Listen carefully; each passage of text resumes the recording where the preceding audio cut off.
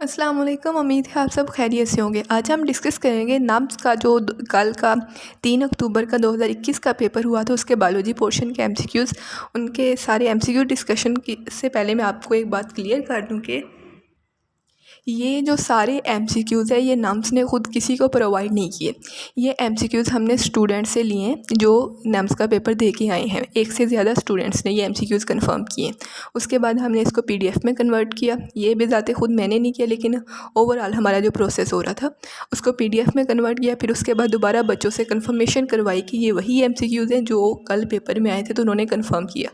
एक दो एमसीक्यूज़ के बारे में उन्होंने बताया कि इसकी स्टेटमेंट ऐसे नहीं थी, इसके ऑप्शन ऐसे नहीं थे, तो वो भी हमने हाईलाइट कर दिया कि किसके ऑप्शन डिफरेंट थे, किसकी स्टेटमेंट एक्चुअल पेपर में डिफरेंट थी। तो हमारा जो पहला एमसीक्यूज़ है यहाँ पे हमारे पास, which human body function is not control through negative feedback mechanism. Body का कौन सा फंक्शन है जो नेगेटिव फीडबैक के थ्रू नहीं होता। वैसे अगर हम मैमल्स की बात करें तो मैमल्स में सबसे ज़्यादा जो फीडबैक मैकेनिज्म होता है वो नेगेटिव फीडबैक मैकेनिज्म होता है। अगर हम मैमल्स के अलावा दूसरे एनिमल्स की बात करें उनमें नेगेटिव फीडबैक इतना ज़्यादा नहीं होता, बिकॉज उनके जो फंक्शंस होते हैं वो सीधे साधे होते हैं, उनको इतनी कम्प्लेक्स एक्टिविटीज़ परफॉर्म नहीं करनी पड़ती। सबसे ज़्यादा कम्प्लेक्स एक्टिविटीज़ मैमल्स में होती हैं, तो इसलिए इनका नेगेटिव फीडबैक होता है। तो इसका बेस्ट ऑप्शन लेबर कॉन्ट्रैक्शंस है। लेबर कॉन्ट्रैक्शन में क्या होता है कि पहले ऑक्सीटोसिन जो है वो स्टिमुलेट करते हैं मसल कॉन्ट्रैक्शन को। जब मसल कॉन्ट्रैक्शन होती है उसके बाद मसल कॉन्ट्रैक्शन जितनी ज़्यादा होगी उतनी ज़्यादा ऑक्सीटोसिन प्रोडक्शन होगी। यानी ये एक दूसरे को दोनों क्या करते हैं, युगमेंट करते हैं, एक दूसरे को इन्हेंस करते हैं उनके इफेक्ट को। तो इस तरह ये पॉजिटिव फीडबैक है, ये नेगेटिव फीडबैक नहीं है। तो इसका लेबर कॉन्ट्रैक्शन यानी जो चार्ली ऑप्शन है हमारे पास वो करेक्ट होगा। नेक्स्ट क्वेश्चन नंबर 2 है हमारे पास, grey matter of spinal cord does not contain. जो स्पाइनल कॉर्ड का ग्रे मैटर है इसमें कौन सी चीज़ प्रेजेंट नहीं है। तो जो स्पाइनल कॉर्ड का ग्रे मैटर है उसमें सेंसरी न्यूरॉन्स जो होते हैं उनकी सेल बॉडीज़ नहीं प्रेजेंट होती। अगर आपने ये सारा देखा हो, डायग्राम भी बनाई होगी आपने एफएससी में, तो उस डायग्राम में आप देखेंगे तो ये जो सेंट्रल ग्रे मैटर पोर्शन होता है इसमें ऐसे एक रूट में आ रहे होते हैं सेंसरी न्यूरॉन्स। सेंसरी न्यूरॉन की सेल बॉडी इधर होती है, दूसरे रूट में आ रहे होते हैं मोटर न्यूरॉन। मोटर न्यूरॉन की सेल बॉडी इनसाइड होती है ग्रे मैटर के। इधर दरमियान में सेल बॉडी होती है इंटर न्यूरॉन की, इधर उसके गैंग्लिया वगैरह इधर दूसरी साइड पे। तो इस तरह ये अरेंज्ड होते हैं। यानी यहाँ पे एक सेल बॉडी जो हमारे पास प्रेजेंट है मोटर की है, दूसरी सेल बॉडी किसकी है, इंटर न्यूरॉन्स की है।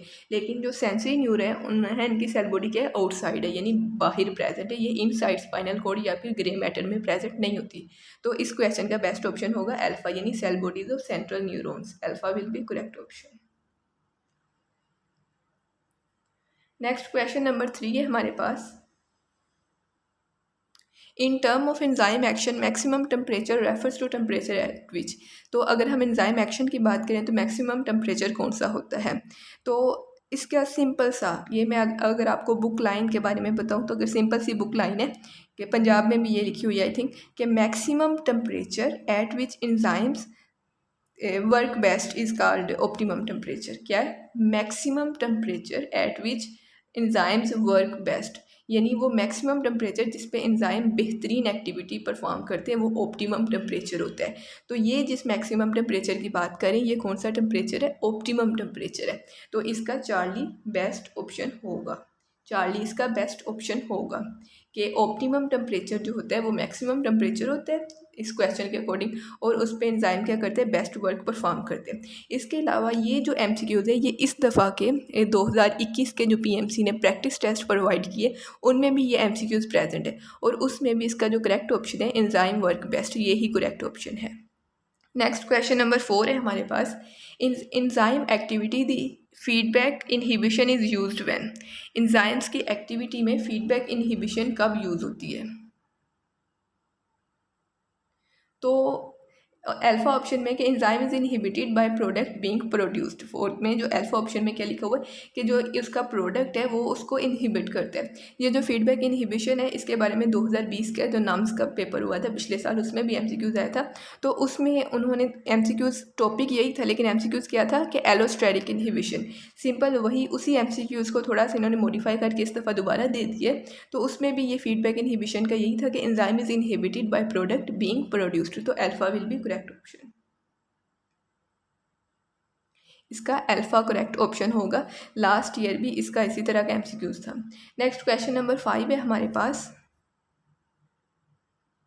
The chemical which regulate the enzyme activity is, वो कौन सा केमिकल है जो इंजाइम की एक्टिविटी को रेगुलेट करते हैं। अच्छा, अब इसको अगर हम डीपली बात करें, अगर हम इसके डीप व्यू की बात करें एफएससी से हट के, तो इंजाइम की जो रेगुलेशंस होती हैं वो अबाउट 2 to 3 टाइप्स, यानी 3 तरह की होती हैं ये इंजाइम्स की रेगुलेशन।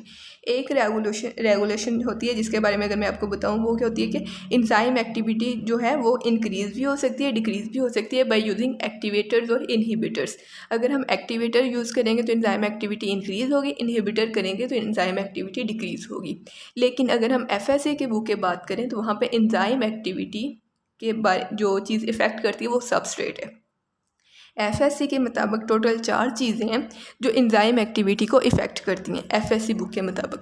उसमें एक है टेम्परेचर, दूसरा पीएच, तीसरी इंजाइम कंसंट्रेशन और चौथी सबस्ट्रेट कंसंट्रेशन। तो यहाँ पे substrate will be correct option, Charlie will be correct option. ये इस कॉन्टेक्स्ट में क्वेश्चन है एफएससी सिलेबस के लिहाज से, तो चार्ली इसका बेस्ट ऑप्शन होगा।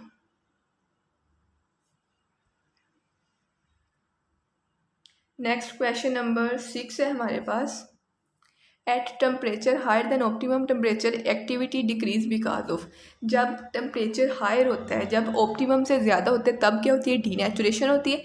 जब ऑप्टिमम से कम होता है तब क्या होती है उसकी डीनेचुरेशन, तब नहीं होती, तब वो क्या करते हैं डीएक्टिवेट हो जाते हैं। ऑप्टिमम से नीचे हो तो डीएक्टिवेट, ऑप्टिमम से ज़्यादा हो डीनेचुरेशन। तो यहाँ पे ऑप्टिमम से ज़्यादा की बात है, तो ऑप्टिमम से ज़्यादा जब टेम्परेचर हो जाए तो उसकी एक्टिविटी पे इफेक्ट क्यों होता है, क्योंकि वो डीनेचर होना शुरू हो जाता है। तो delta will be correct option for this question.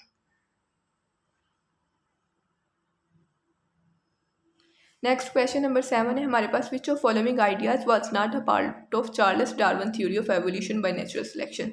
Charles Darwin ने थ्योरी दी थी नेचुरल सिलेक्शन की। हमने इस सारे पॉइंट्स को, इन चारों ऑप्शंस को नेचुरल सिलेक्शन के लिहाज से देखने हैं। हमने एवोल्यूशन के कॉन्टेक्स्ट में नहीं देखना कि कौन सा पॉइंट एवोल्यूशन को सपोर्ट कर रहा है, ये नहीं कर रहा, कौन सा पॉइंट जो फिजिकली विएबल है ये नहीं। हमने एवोल्यूशन के हिसाब से नहीं बल्कि नेचुरल सिलेक्शन के हिसाब से सारे ऑप्शंस को देखना है। तो ऑप्शन 1 है हमारे पास, organisms produce more offspring than environment can support. तो ये जो डार्विन की थ्योरी ऑफ नेचुरल सिलेक्शन है उसका ये की पॉइंट था कि जब इन्वायरमेंट की सपोर्ट से ज़्यादा जो है ऑर्गेनिज्म प्रोड्यूस होना शुरू हो जाएंगे तब क्या हो जाएगा, उनका कंपटीशन इंक्रीज़ हो जाएगा, तब नेचर अपना काम करेगी और उनकी सिलेक्शन करेगी। दूसरा है variation between individuals arise by gene mutation. Gene mutation जो है ये इसमें नेचर का तल्लक नहीं है। नेचर इसको सिलेक्ट नहीं कर रहा कौन सा जीन को म्यूटेंट होना है कौन सा नहीं होना। नेचर का इसमें कोई भी रोल नहीं है। जीन म्यूटेशन एवोल्यूशन में तो रोल है, एवोल्यूशन में इसका की रोल है, लेकिन नेचुरल सिलेक्शन में इसका की रोल नहीं है। तो इसका बीटा करेक्ट ऑप्शन होगा कि जीन म्यूटेशन जो है ये नेचुरल सिलेक्शन या थ्योरी ऑफ नेचुरल सिलेक्शन का पार्ट नहीं है। तो beta will be correct option. Next question number 8 है हमारे पास। Evolution of kiwi, foot of modern house, webbed feet of duck and loss of teeth in whales were all the explained in detail by। तो इन सब को detail में किसने explain किया था। तो अगर हम इनकी बात करें तो कीवी के बारे में काफ़ी सारी बातें मशहूर है कि पहले ये किसी और जगह रहता तो वहाँ से माइग्रेट होकर न्यूजीलैंड आया। इसके अलावा इन सब में जो एग्जांपल्स लिखी हैं ये क्या है, इनहेरिटेंस ऑफ एक्वायर्ड करैक्टरिस्टिक्स हैं। यानी कि एक करैक्टर आया जैसे कीवी है जो चलता है यानी उड़ता नहीं है, तो इस तरह जो जो उनके करैक्टर आते गए, जिस तरह का वो इन्वायरमेंट में रहना शुरू हो गए। जैसे इंसान थे पहले घरों में रहते थे, फिर अच्छे घरों में रहना शुरू हो गया, अच्छे घरों के बाद अब मॉडर्न घरों में रहना शुरू हो गए। ये बस इनहेरिटेंस ऑफ एक्वायर्ड करैक्टरिस्टिक के लिहाज से है। तो इसके लिए जो बेस्ट ऑप्शन है वो लेमार्क है। लेमार्क ने इन सब को एक्सप्लेन किया था जो इनहेरिटेंस ऑफ एक्वायर्ड करैक्टरिस्टिक्स है। इनहेरिटेंस ऑफ लेमार्किज्म में ये सारा एक्सप्लेन हुआ था। और इसके अलावा जो ऑर्गन्स यूज़ हो जाते हैं, use and miss use of organ, ये कंसेप्ट भी लेमार्क का। तो इनमें दोनों चीज़ें वर्क कर रही हैं। ये जो तीन चार कंसेप्ट लिखे हैं इनमें इनहेरिटेंस ऑफ एक्वायर्ड करैक्टरिस्टिक्स भी है, use and disuse of organs भी है। नेक्स्ट है कि विच of following is not true about interferons. Interferons एक प्रोटीन्स की टाइप है, साइटोकाइन्स टाइप की ये प्रोटीन्स होती हैं। तो इनके बारे में जो उन्होंने पूछा है वो ट्रू क्या नहीं है। तो इसका डेल्टा जो है वो करेक्ट ऑप्शन होगा। सिक्रेट इंटरल्यूकिन, ये इनका फंक्शन नहीं है। जो इंटरल्यूकिन्स होती हैं ना, ये होती हैं नेचुरली अकरिंग प्रोटीन्स होती हैं जो कम्युनिकेट करती हैं सेल्स के दरमियान, और इनका जो बेसिक फंक्शन होते हैं इंटरल्यूकिन्स का वो सेल ग्रोथ और डिफ्रेंशिएशन और इसके अलावा मोटेलिटी, ये फंक्शन होते हैं इनके इंटरल्यूकिन्स के। और इसका करेक्ट ऑप्शन ये है। और अगर हम इंटरफेरोन्स की बात करें, ये क्या होती है, तो ये साइटोकाइन्स होती हैं, सिग्नलिंग प्रोटीन कह सकते हैं इनको। और ये सेल सिक्रेट करते हैं, जैसे वायरस के रिस्पॉन्स में वायरस बॉडी में एंटर हो जाए उसके अगेंस्ट सेल इनको सिक्रेट करते हैं। ये वायरस की ग्रोथ को डायरेक्टली इनहिबिट तो नहीं करता, लेकिन क्या करते हैं कि उनकी जो रेप्लिकेशन प्रोसेस है उसको उसमें इंटरफेरेंस करनी शुरू कर देती हैं ये इंटरफेरोन्स। तो ये बिलोंग टू साइटोकाइन्स, ये करेक्ट है। ये एक्टिवेट करती है नेचुरल किलर सेल्स को और इम्यून सेल्स को भी एक्टिवेट करती है, लेकिन ये सिक्रेट नहीं करती इंटरल्यूकिन्स को, तो इसलिए delta will be correct option. Next question number 10 है हमारे पास, if fertilization occur the young embryo implanted to, जब फर्टिलाइजेशन होती है तो यंग एम्ब्रियो की इम्प्लांटेशन होती है एंडोमेट्रियम में। इसके अलावा जब भी हम मेंस्ट्रुअल साइकिल या फिर कोई भी साइकिल पढ़ते हैं जो ओवरी से रिलेटेड हो, सारा ये साइकिल होते हैं, तो इसमें एंडोमेट्रियम की वेस्कुलराइजेशन होती है, थिकनिंग होती है। इसका मकसद यही होता है कि इसने इम्प्लांट करना होता है एम्ब्रियो को, तो इसलिए delta will be correct option. Next question number 11 है हमारे पास, sperms are produced in, sperm कहाँ प्रोड्यूस होते हैं, तो स्पर्म्स सेमनीफेरियस ट्यूब्यूल्स में प्रोड्यूस हो रहे होते हैं, एपिडिडाइमस में स्टोर हो रहे होते हैं। और जो वेस्ट डेफ्रीन है ये ट्रांसपोर्ट डक्ट है, ये मेन डक्ट है, इनकी ट्रांसपोर्ट डक्ट है। तो प्रोडक्शन सेमनीफेरियस ट्यूब्यूल्स में, और इसलिए delta will be correct option.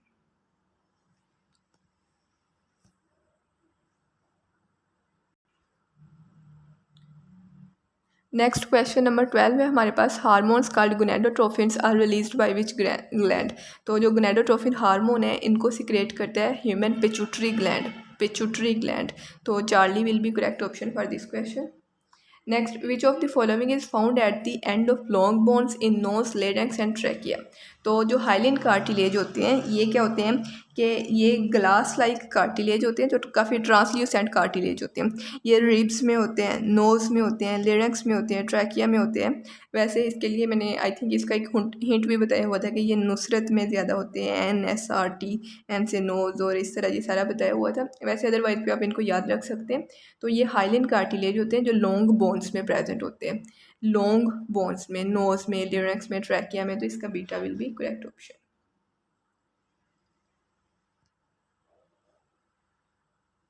Next question number 14 है हमारे पास, a nucleus with characters like spontaneous contraction, many nucleus per cells and no control over contraction is most likely.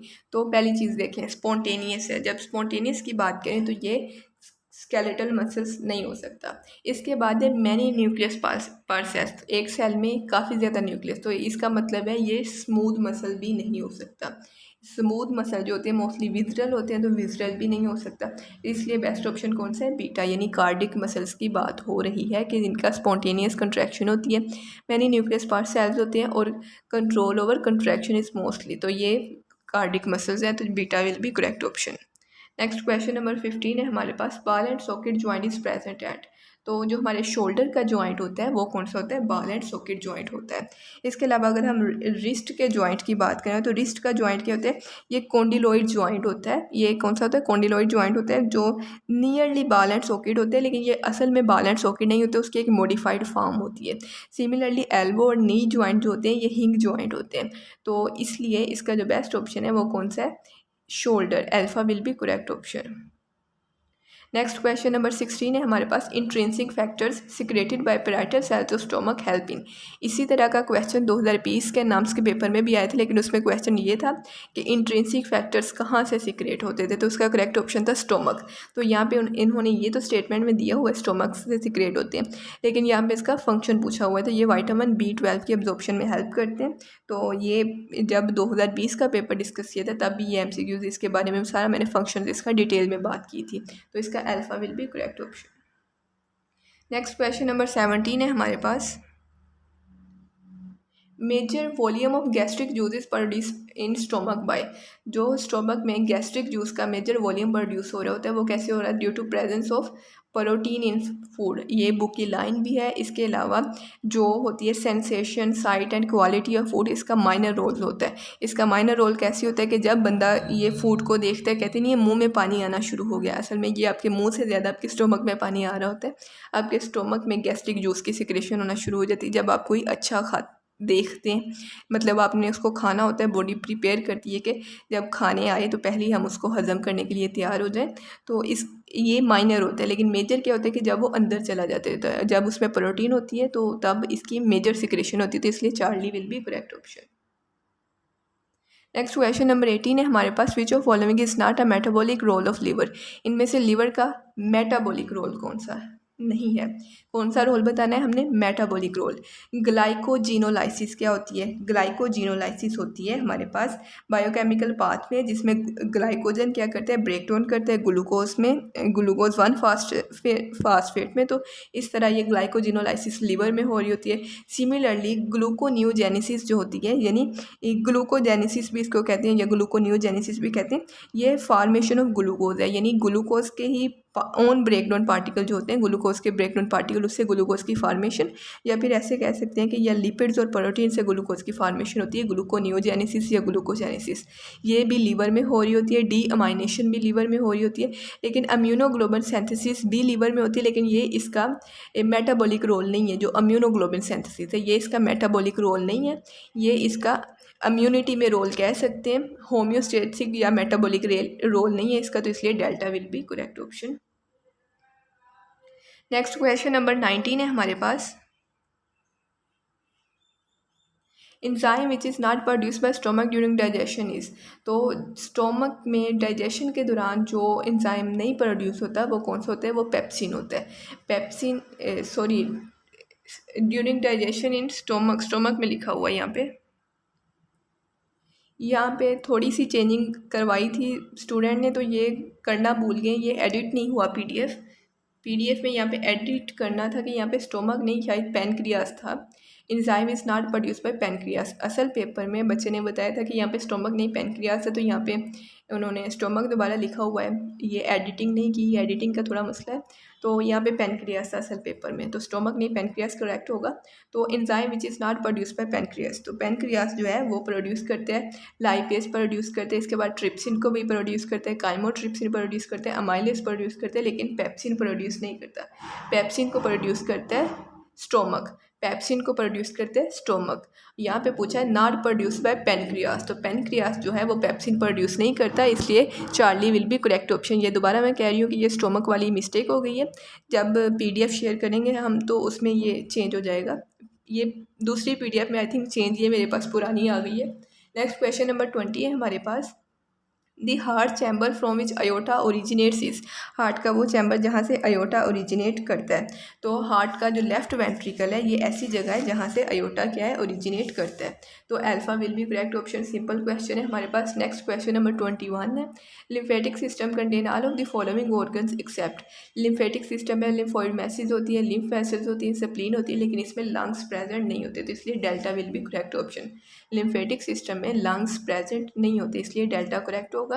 Next question number 22 है हमारे पास, which protein is present in walls of alveoli. तो अगर हम alveoli की Waals की बात करें तो इनके जो वाल्स के कॉर्नर्स होते हैं ना, एक तरह के एल्व्यूलाई के जो एपिथेलियल टाइप 2 सेल्स होते हैं, एल्व्यूलाई में एपिथेलियल सेल्स होते हैं, और एल्व्यूलाई के जो एपिथेलियल टाइप 2 सेल्स होते हैं उसके जो वाल्स ऑफ कॉर्नर्स होती हैं, उसके जो कॉर्नर्स होते हैं उसमें हीमोग्लोबिन प्रेजेंट होता है, यानी एल्व्यूलाई की वाल्स में हीमोग्लोबिन प्रेजेंट होता है, तो beta will be correct option. Next question number 23 है हमारे पास, the natural bacterial flora is beneficial to human because they. ये सिंध टेक्स्ट बुक की लाइन है, सिंध टेक्स्ट बुक की लाइन है, उसके अकॉर्डिंग जो हमारे पास करेक्ट ऑप्शन है वो बीटा करेक्ट ऑप्शन है, यानी develop resistance against physical agents, develop resistance against physical agents, ये करेक्ट ऑप्शन है according to Sindh text book. Next question number 24 है हमारे पास, in bacteria resistance against heat is provide by. तो जो होती है सिस्ट वो हीट रेजिस्टेंट नहीं होती, यहाँ पे हीट रेजिस्टेंट चाहिए, तो स्पोर्स हीट रेजिस्टेंट होते हैं। इसके अलावा प्लाज्मिड है, प्लाज्मिड के फंक्शन के लिए भी मैंने आपको एक हिंट बताया था किसी लेक्चर में, ये सारा हिंट डिस्कस हुआ था उसमें। ये हैवी मेटल रेजिस्टेंट तो होता है लेकिन ये हीट रेजिस्टेंस की कोई भी जिक्र नहीं है। जो ग्रैन्यूल्स होते हैं ये फूड को स्टोर करने के लिए यूज़ होते हैं या फिर वेस्ट वगैरह को स्टोर करने के लिए यूज़ होते हैं। तो इसलिए जो बेस्ट ऑप्शन है हमारे पास वो ऑप्शन चार्ली है। यहाँ तक के जो क्वेश्चन थे इनके तो ऑप्शन अवेलेबल थे, लेकिन नेक्स्ट जो हमारे पास क्वेश्चन है इनके ऑप्शन हमारे पास अवेलेबल नहीं है। इनके बच्चों ने जो करेक्ट ऑप्शन थे या फिर जो उनको याद थे सिर्फ वही बताएं, और आपको अगर इनके इसके अलावा भी ऑप्शंस याद हो तो आप बता सकते हैं। पहले भी आप लोगों ने काफ़ी ज़्यादा हेल्प की है, काफ़ी ज़्यादा बताए हुए हैं। तो हमारे पास जो नेक्स्ट 25 MCQs है। Hormones that perform antagonistic functions. तो इंसुलिन एंड ग्लूकागोन जो होते हैं ये एंटागोनिस्टिक फंक्शन करते हैं कि इंसुलिन जो है वो ग्लूकोज लेवल को डिक्रीज़ करता है, ग्लूकागोन इंक्रीज़ करता है, तो इसलिए ये एंटागोनिस्टिक पेयर है, तो इसलिए यही अल्फ़ा जो गिवन है वही करेक्ट होगा। नेक्स्ट है वायरस रिकोगनाइज होस्ट थ्रू। तो वायरस जो है ये होस्ट को रिकोगनाइज करते हैं कैप्सिड के थ्रू, कैप्सिड के थ्रू। लेकिन ये जो क्वेश्चन नंबर 26 है इसमें बच्चे ने ये बताया था कैप्सिड का शायद ऑप्शन था या नहीं, उसको ये याद नहीं था। तो अगर कैप्सिड का ऑप्शन नहीं था तो फिर इन्वेलप करेक्ट होगा, अगर कैप्सिड का ऑप्शन आपके पेपर में था तो कैप्सिड करेक्ट होगा। तो यहाँ पे Charlie will be correct option. Next question number 27 है हमारे पास, सेल सरफेस मार्कर्स आर। ये वाला क्वेश्चन भी हमें जिस बच्चे ने सेंड किया था उसने कहा है कि ये सेल सरफेस मार्कर्स ये कुछ इस तरह का नहीं था, वो कोई स्टिकी कोई इस तरह का वर्ड्स कह रहा था कि इस तरह का कोई वर्ड प्रेजेंट था, स्टिकी का वर्ड था शायद कुछ इस तरह का वर्ड कह रहा था। तो वो कह रहा था लेकिन इसमें मार्कर का भी जिक्र था, तो ये इस तरह का भी था शायद। तो उसने बोला है कि ये बिल्कुल एज इट इज़ क्वेश्चन नहीं है लेकिन उससे मिलता जुलता है, यानी सरफेस मार्कर से रिलेटेड MCQs आया है कल नाम्स के पेपर में, लेकिन ये नहीं है जो यहाँ पे लिखा हुआ है। ऑप्शंस यही हैं, स्टेटमेंट में थोड़ा मसला है यहाँ पे जो बच्चे ने बताई है। तो सेल सरफेस मार्कर्स आ रहे, अगर सेल सरफेस मार्कर्स की बात करें तो ये क्या होते हैं हमारे पास, रिसेप्टर्स को कहते हैं। तो रिसेप्टर्स क्या होते हैं हमारे पास, ग्लाइकोप्रोटीन्स होते हैं। रिसेप्टर्स ग्लाइकोप्रोटीन्स होते हैं, सेल सरफेस मार्कर्स होते हैं रिसेप्टर्स जो कि ग्लाइकोप्रोटीन्स होते हैं। नेक्स्ट हमारे पास क्वेश्चन नंबर 28 है, पोरिन्स आर। बेसिकली जो पोरिन्स होते हैं ये बैक्टीरिया वगैरह में प्रेजेंट होते हैं, ये यूक्रियोट्स में नहीं होते। लेकिन यूक्रियोट्स में दो ऑर्गेनेलिज ऐसी हैं जिनको कहते हैं बैक्टीरियल ओरिजिन से आई हैं, जिनकी हर चीज़ बैक्टीरिया जैसी है, तो यकीनन ये चीज़ भी उनकी बैक्टीरिया जैसी ही है। तो माइटोकॉन्ड्रिया एंड क्लोरोप्लास्ट ऐसी ऑर्गेनेलिज है जिनमें पोरिन्स प्रेजेंट हैं। इन दोनों में पोरिन्स होते हैं, ये माइटोकॉन्ड्रिया में और क्लोरोप्लास्ट में, क्योंकि ये बैक्टीरियल ओरिजिन की ऑर्गेनेलिज हैं। और ये इनकी जो आउटर मेम्ब्रेन होती है ना माइटोकॉन्ड्रिया क्लोरोप्लास्ट की, उसमें प्रेजेंट होते हैं ये पोरिन्स। और ये बिल्कुल सिमिलर होते हैं जैसे बैक्टीरिया में पोरिन्स होते हैं ना, उसी तरह के इनमें होते हैं दोनों में। इसके अलावा नेक्स्ट 29 MCQs है, parietal cells of mucosa role in. तो जो म्यूकोजा के प्राइटर सेल है उनका रोल होता है HCl फॉर्मेशन में, तो beta will be correct option. Next question number 30 है हमारे पास, structure present in both prokaryotes and eukaryotes. वो कौन सी स्ट्रक्चर है जो प्रोकैरियोट्स और यूकैरियोट्स दोनों में प्रेजेंट है। तो इसका जो बेस्ट ऑप्शन है वो राइबोसोम है, राइबोसोम्स। और इस क्वेश्चन में भी ये जो सेल मेम्ब्रेन का है, एक बच्चे ने बोला है कि ये सेल मेम्ब्रेन का ऑप्शन था, एक ने कहा है नहीं था। अब हमने खुद तो पेपर नहीं दिया, हमें नहीं पता ये था या नहीं था, लेकिन अगर आपको पता है कि सेल मेम्ब्रेन का नहीं था तो ये कमेंट में बता सकते हैं आप, हम इसको रिमूव कर देंगे PDF शेयर करने से पहले। तो 30 क्वेश्चन नंबर का अल्फ़ा करेक्ट ऑप्शन होगा। नेक्स्ट क्वेश्चन नंबर 31 है, विच ऑर्गेनेली हैज़ हाइड्रोलिटिक इंजाइम्स। तो हाइड्रोलिटिक इंजाइम्स और जो जिसका हाइड्रोलाइसिस से तल्लक है, जैसे फूड की हाइड्रोलाइसिस करनी है या फिर फॉरेन एजेंट्स की हाइड्रोलाइसिस करनी है, तो लाइसोसोम्स में होते हैं, तो alpha will be correct option. Next question number 32 है हमारे पास, number and sequence of amino acid is determined by. Amino acid के नंबर और सीक्वेंस कैसे डिटरमाइन करते हैं, तो इसकी जो प्राइमरी स्ट्रक्चर होती है ये इसके थ्रू डिटरमाइन करते हैं number and sequence of amino acids. Next question number 33 है हमारे पास, water is solvent due to. Water solvent होता है अपनी पोलैरिटी की वजह से। ये पंजाब की बुक में पूरा प्रोसेस डिटेल से लिखा है कि पोलैरिटी की वजह से जो पोलर प्रोसेस सब्सटेंस है वो वाटर में सोल्यूबल है। इसके अलावा जो आयोनिक सब्सटेंस है वो सोल्यूशन स्टेट में बेस्ट स्टेट में होते हैं कि किसी के साथ रिएक्ट कर सके। ये सारा पंजाब की बुक में भी लिखा हुआ है, फेडरल में भी अच्छी तरह लिखा हुआ है, तो इसका alpha will be correct option. Next question number 34 है हमारे पास, कार्बोहाइड्रेट्स कंटेन। इसके ऑप्शन नहीं मिले, बच्चों ने नहीं बताए। 3-4 बच्चों से हमें डायरेक्टली रब्ता हुआ था व्हाट्सएप के थ्रू, बाकी यूट्यूब के थ्रू भी काफ़ी बच्चों से रब्ता हुआ था, तो इसके ऑप्शंस नहीं मिले, लेकिन आई थिंक ये ऑप्शन ये प्रेजेंट होगा कि कार्बन, हाइड्रोजन एंड ऑक्सीजन, तो यही करेक्ट होगा, कार्बन, हाइड्रोजन एंड ऑक्सीजन। तो नेक्स्ट क्वेश्चन नंबर 35 है हमारे पास, most of RNA is present in. तो ज़्यादातर RNA जो होता है वो न्यूक्लियोलस में होता है, क्योंकि न्यूक्लियोलस को फैक्ट्री ऑफ राइबोसोम्स कहते हैं और वहाँ पे राइबोसोमल RNA भी प्रेजेंट होता है, तो इसलिए Charlie will be correct option. Next question number 36 है हमारे पास, turgidity in plants is maintained by, plant में जो टर्गर प्रेशर है वो इसके वैक्यूल की वजह से होता है। इसके अलावा वैक्यूल के अलावा उसकी सेल वॉल का भी रोल होता है, लेकिन मेंटेन्ड बाय वैक्यूल, वैक्यूल उसको मेंटेन कर रहा होता है। मेंटेन्ड का वर्ड यहाँ पे प्रेजेंट है, तो इसलिए वैक्यूल, उसका जो सेंट्रल वैक्यूल होता है वो करेक्ट ऑप्शन होगा। यहाँ पे ज़रूर वहाँ पे वैक्यूल का ऑप्शन होगा। हमने यहाँ पे वैक्यूल का ऑप्शन इसलिए लिखा क्योंकि हमें किसी बच्चे ने नहीं बताया कि है या नहीं है, तो हमने खुद से कुछ भी ऐड करना समझा कि नहीं ठीक, तो इसलिए ऑप्शन नहीं ऐड किया। नेक्स्ट क्वेश्चन नंबर 37 है हमारे पास, chlorophyll pigments are present in. तो जो क्लोरोफिल पिगमेंट्स है ये क्लोरोप्लास्ट में प्रेजेंट होते हैं, तो इसलिए alpha will be correct option, chlorophyll pigments are present in chloroplast. Next question number 38 है हमारे पास, ज़ैंथोफिल्स।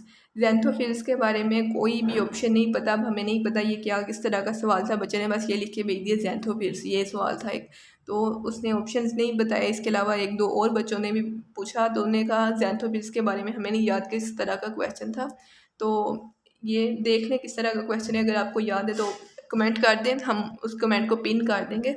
नेक्स्ट क्वेश्चन नंबर 39 है हमारे पास, pathway from receptor to effector in which conscious part of brain is not involve. तो receptor to effector जो pathway होता है जिसमें ब्रेन का कॉन्शियस पार्ट या फिर कह लें ब्रेन ही इन्वॉल्व नहीं होता, तो रिफ्लेक्स आर्क है जो गिवन ऑप्शन में करेक्ट है। नेक्स्ट क्वेश्चन नंबर 40 है हमारे पास, which of following organelles has its own DNA। तो फॉलोइंग ऑर्गेनेलिस की बात करनी है हमने, इसका माइटोकॉन्ड्रिया करेक्ट ऑप्शन है, क्योंकि ऑर्गेनेली के बारे में पूछे। प्लास्टिड की बात करें तो ये फर्दर डिवाइड होते हैं ल्यूकोप्लास्ट में, क्रोमोप्लास्ट में। तो ल्यूको और क्रोमो दोनों का अपना DNA नहीं होता, सिर्फ क्लोरोप्लास्ट का अपना DNA होता है, तो इसलिए प्लास्टिड जो है ये करेक्ट नहीं होगा, इसमें जो माइटोकॉन्ड्रिया है ये करेक्ट ऑप्शन होगा। नेक्स्ट MCQ नंबर 41 है हमारे पास, organelle perform role in cell wall formation. ये MCQ रिपीट हुआ है, ये 2020 के नाम्स के पेपर में भी प्रेजेंट है, तो इसका गोल्जी अपरेटस या गोल्जी बॉडीज करेक्ट ऑप्शन होगा, तो अल्फा विल भी correct option. Next question number 42 है हमारे पास,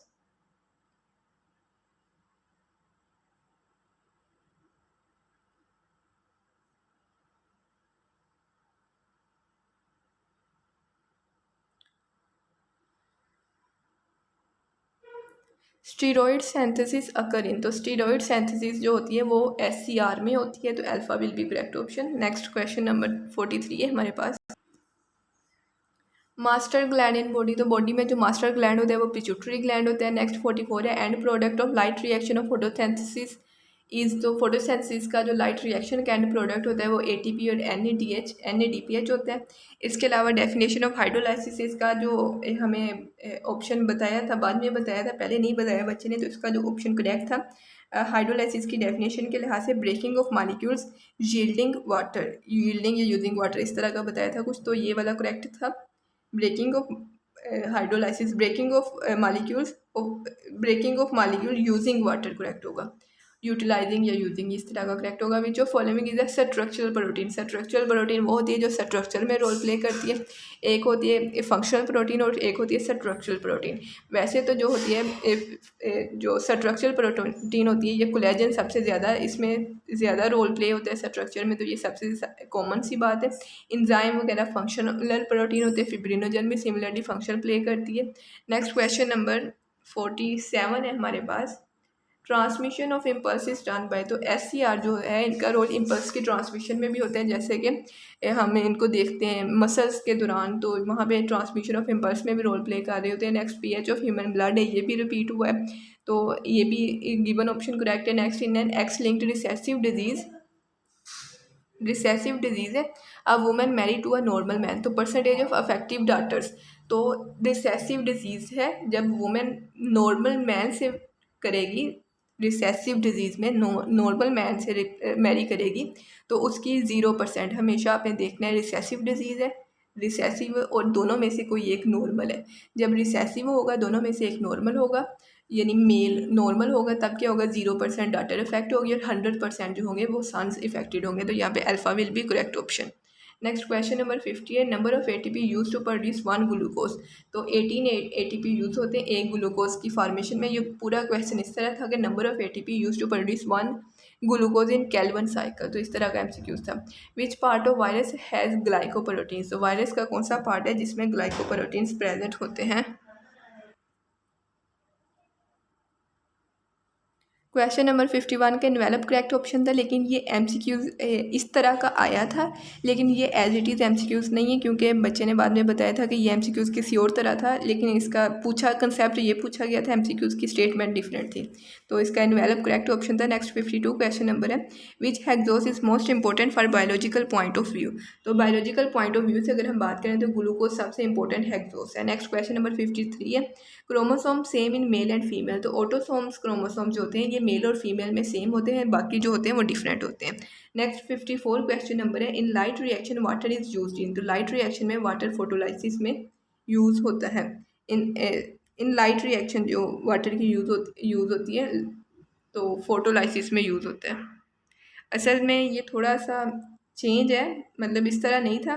तो जो बेस्ट ऑप्शन बन रहा था वो फोटोलाइसिस था। तो नेक्स्ट क्वेश्चन नंबर 55 था। 55 है, light reaction take place in. तो लाइट रिएक्शन जो होता है ये थैलाकॉइड में होते हैं और डार्क रिएक्शन स्ट्रोमा में होते हैं। नेक्स्ट 56 है, which of the following attaches bone to muscles. तो बोन और मसल्स को अटैच करने के लिए लिगामेंट्स यूज़ होते हैं और बोन टू बोन को अटैच करने के लिए टेंडन्स यूज़ होते हैं। लास्ट क्वेश्चन है, outermost living boundary of cell is. Cell की जो लिविंग आउटर मोस्ट बाउंड्री होती है वो सेल मेम्ब्रेन होती है, और जो नॉन लिविंग होती है प्लांट्स में वो सेल वॉल होती है। इसके अलावा ये टोटल 60 MCQs थे। 3 MCQs कौन से थे वो हमें नहीं मिले, ये जो मिले हमने आपके साथ शेयर कर दिए। PDF भी कल तक शेयर हो जाएगी। थोड़ी सी इस PDF में प्रॉब्लम्स है, वो चेंजिंग करके थोड़ी सी तो वो शेयर हो जाएगी।